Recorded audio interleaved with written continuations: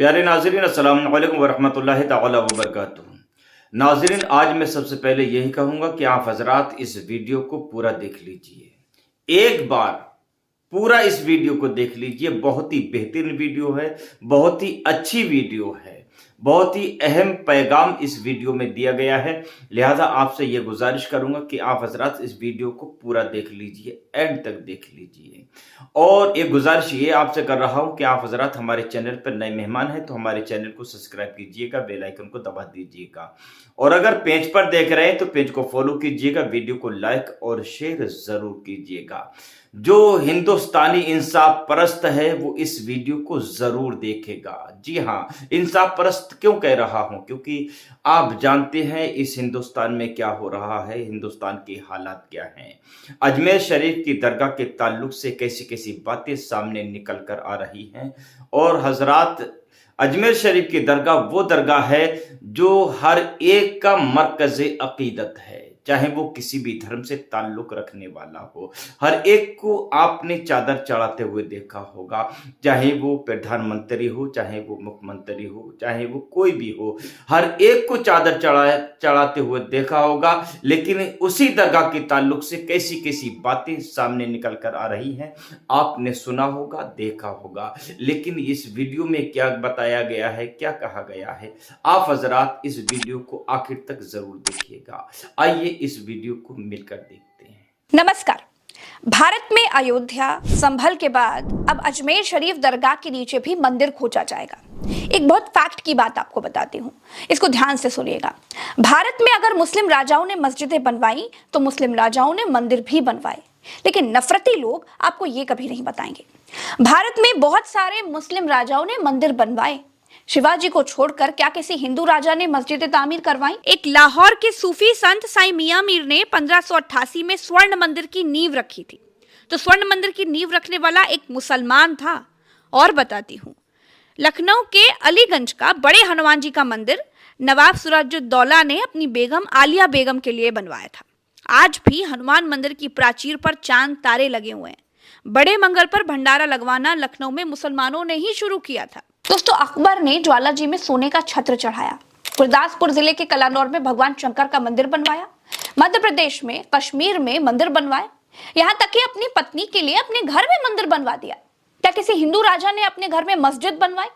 अब आप कहेंगे कि अकबर ने हिंदू राजकुमारी जोधा या हरखाबाई, जो भी आप नाम ले लीजिए, उनके साथ शादी की थी तो फिर प्रेम में बनवा दिया होगा। ये कौन सी बड़ी बात है? तो दोस्तों, नफरत के इस युग में एक और फैक्ट बताती हूँ आपको। अब इसे आप चाहें तो नफरत फैलाने वाले अंकल आंटियों के ग्रुप में फॉरवर्ड कर सकते हैं। देखिए, राणा सांगा मेवाड़ के हिंदू राजा थे। इन्होंने मुस्लिम सेनापति की बेटी मेहरुनिसा से शादी की थी। क्या मेहरुनिसा के लिए मस्जिद बनवाई? नहीं। इसके अलावा उन्होंने 3 और मुस्लिम लड़कियों से शादी की थी। क्या उनके लिए मस्जिदें बनवाई? नहीं।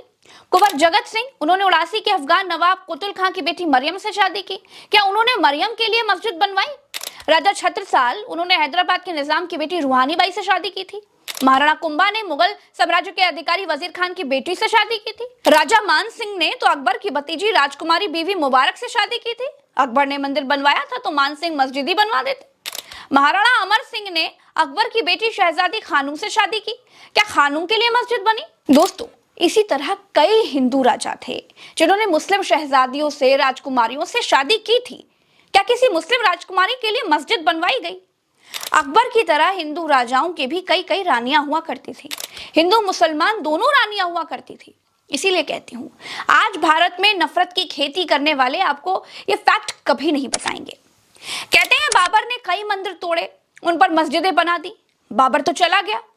बाबर का बदला क्या आज भारत के मुसलमानों से लिया जाएगा? संविधान ने जब मुसलमानों को बराबरी का हक दिया है, जब संविधान ये कहता है कि 1947 के बाद जो भी धार्मिक स्थल है, प्रार्थना स्थल है, जैसा था वैसा ही रहेगा, तो फिर ये नफरत की आंधी क्यों चलाई जा रही है?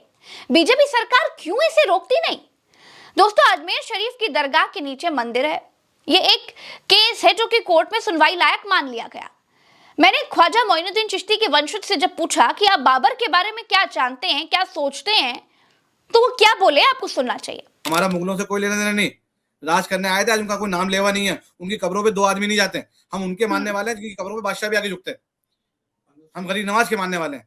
अब एक 1910 की किताब के बेस पे 850 साल की हिस्ट्री को चेंज नहीं किया जा सकता। तो अब क्या कहना चाह रहे हैं, क्या जानबूझकर हिंदू मुसलमान किया जा रहा है? बिल्कुल, ये एक माहौल खराब करने का प्रयास किया जा रहा है, और ये जो महाशय जो काम कर रहे हैं, मैं समझता हूँ चीप पब्लिसिटी के लिए कर रहे हैं। तो आपको लगता है ये अजमेर शरीफ वाला मामला जो है ये पब्लिसिटी के लिए आगे बढ़ाया गया है? बिल्कुल पब्लिसिटी स्टंट है, कॉन्स्पिरेसी भी हो सकती है, बिल्कुल मैं नहीं कह सकता। Which अच्छा kind of कॉन्स्पिरेसी हो तो conspiracy? पता लगेगा, Which लेकिन kind of conspiracy? ये जो हिंदू चल रहा है मुसलमान देश में, हालात चल रहा है कि हर जगह माहौल खराब करो, हिंदू मुसलमान करो, और ये यही है आजकल माहौल। बाबर ने जो किया, क्या इस देश का मुसलमान हर चीज का क्या हिसाब देगा? देखिए, मुसलमान मुगलों का अनुयायी नहीं है, मुसलमान मुगलों को नहीं मानता है। मैं आपको बहुत स्पष्ट कर दूं, जो लोग कहते थे बार बार मुगल यहाँ इस मुल्क में राज करने आए थे, हम तो गरीब नवाज के मानने वाले हैं। ख्वाजा मोइनुद्दीन चिश्ती दरगाह पर मोदी चादर चढ़ाते हैं, सारे प्रधानमंत्री चादर भेजते हैं, लेकिन फिर भी उनकी सरकार इस मंदिर खोजो अभियान पर कुछ नहीं बोलती, बल्कि भाजपा से जुड़े वकील ही मंदिर मस्जिद करने के लिए जुटे हुए हैं। दोस्तों, इस हिंदू मुसलमान का असर क्या पड़ रहा है वो आपको बताती हूँ। दोस्तों, आपके सामने ये दो मुस्लिम बैठे हुए दिखाई दे रहे हैं ना, ये दोनों फेरी वाले हैं। ये दोनों जम्मू से सटे हिमाचल प्रदेश में हैं। यहाँ इनसे व्हाट्सएप गैंग वाली आंटी जी कह रही हैं कि क्योंकि फेरी वाले दोनों मुस्लिम हैं, इसीलिए वो उनके हिमाचल में सामान ना बेचें। अगर मुस्लिम फ्री में भी उनको सामान दे देंगे तो भी वो उनसे नहीं लेंगी। और इनसे हमने क्यों लेना सामान? ये क्या हमारे को मुफ्त देंगे? और मुफ्त भी देंगे तो हम क्यों लेंगे? आप आगे आंटी जी कहती हैं कि आप जय श्री राम बोल के दिखाओ। अब इस पर जब आंटी जी से कहा गया कि आप कलमा पढ़कर सुनाओ जरा, तो आंटी जी कहते हैं कि मैं कलमा क्यों पढ़ूं? फिर छिड़ गई कश्मीर पर बहस।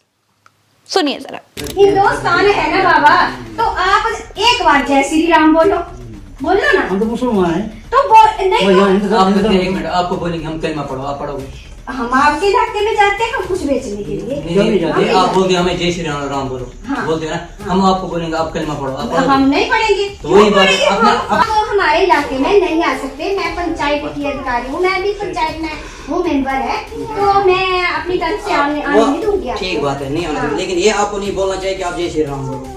बोलो, सुनो मेरी बात। आप बोलते कि हम हिंदुस्तान के हैं, है ना, हिंदुस्तान के, तो हम किस देश के हैं ये मुझे अगर अपने हिंदुस्तान में नहीं जाएंगे फिर कहाँ जाएंगे? अगर हम हिंदुस्तानी नहीं है तो फिर कहाँ जाएंगे? हम यहाँ फिर मुसलमानों को नहीं आने देंगे। वो फिर अलग बात ये है। हमारा संगठन है ये और ये हमारी एकता है। मेरी बात, सही बात है। आप बोल रहे हिंदुस्तान में मत आओ, फिर हम कहाँ के हैं? आप तो कहाँ जाएं? अपने कश्मीर में रहो। हाँ, कश्मीर किसका है?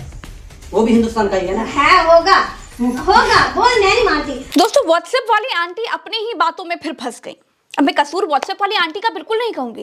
ऐसे लाखों करोड़ों व्हाट्सएप वाली आंटियों अंकलों को जीता जागता ज़ॉम्बी बनाकर छोड़ दिया गया है।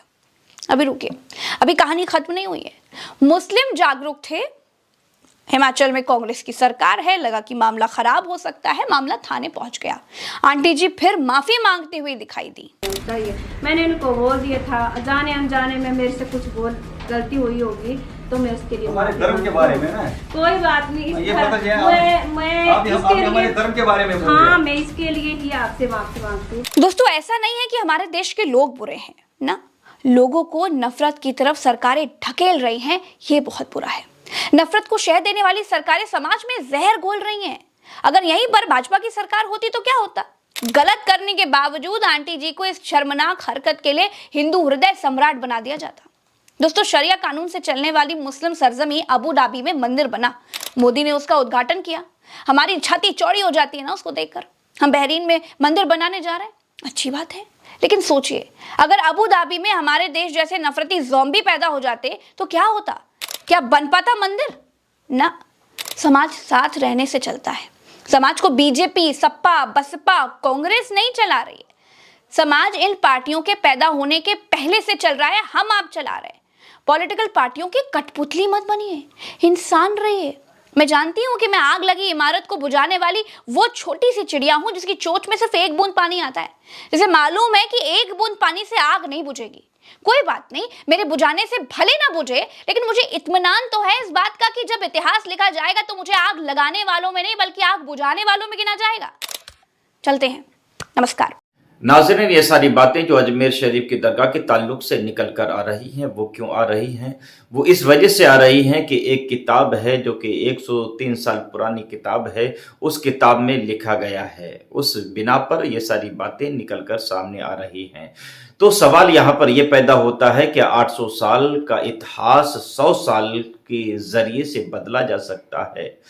आप यही कहोगे कि ऐसा हरगिज नहीं हो सकता। वो दरगाह जो कि हर एक का मरकजी अकीदत है, चाहे वो किसी भी धर्म से ताल्लुक रखने वाला हो, चाहे वो मुस्लिम हो, सिख हो, ईसाई हो, हिंदू हो, जो भी धर्म से ताल्लुक रखने वाला हो, हर एक का मरकज अकीदत है। जो भी जाता है वहां पर मुरादें अपनी पूरी करता हुआ नजर आता है। अंधा जाता है तो उसे आंखें मिलते हुए नजर आती हैं। अगर बे औलाद वाला जाता है वहां पर अजमेर शरीफ की दरगाह में ख्वाजा गरीब नवाज से अगर मांगता है तो वहां पर वो साहिब औलाद बनता हुआ नजर आता है। मतलब यह है जो भी जाता है उसकी मुरादें वहां पर पूरी होती हुई नजर आती हैं। और ये दरगाह वो दरगाह है जहां पर छोटा बड़ा हर इंसान, चाहे वो नेता हो, चाहे वो मुख्यमंत्री हो, चाहे वो प्रधानमंत्री हो, हर एक को वहां पर आपने जाते हुए देखा होगा, चादर चढ़ाते हुए देखा होगा। जी हाँ, ये वो दरगाह है, हर एक का मरकज अकीदत है। उस दरगाह के ताल्लुक से ऐसी बातें सामने आ रही हैं। अल्लाह रब्बुल इज़्ज़त की बारगाह में दुआ है, मौला ताला इस हिंदुस्तान में अमन व अमान अता फरमाए। परवरदिगार या आलम इस हिंदुस्तान में खुशहाली अता फरमाए। आमीन सुम्मा आमीन। अस्सलामु अलैकुम व रहमतुल्लाह।